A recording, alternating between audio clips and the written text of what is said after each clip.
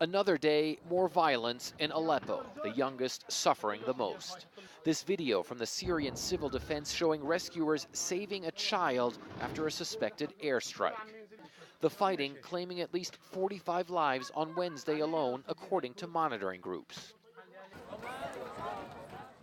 Over 30,000 people, mostly children, have been displaced since government forces launched a large-scale offensive, making sweeping gains in the east of Aleppo, the UN says.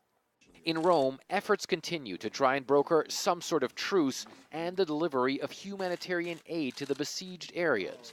U.S. Secretary of State John Kerry meeting Russia's Foreign Minister Sergei Lavrov. And so hopefully, if the humanitarian situation could be dealt with in Aleppo more effectively, and if indeed we could create a framework for the passage of people out of Aleppo so that Aleppo itself might be able to be relieved from this agony, that could open up the space to perhaps be able to start some kind of conversation in Geneva.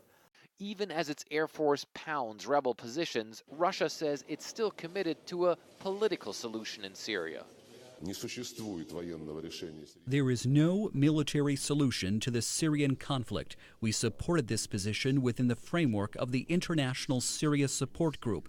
Unfortunately, not all of its members were ready to support this common position that there is no military solution. But I am sure it is absolutely clear anyway, even without formal acceptance of this point of view.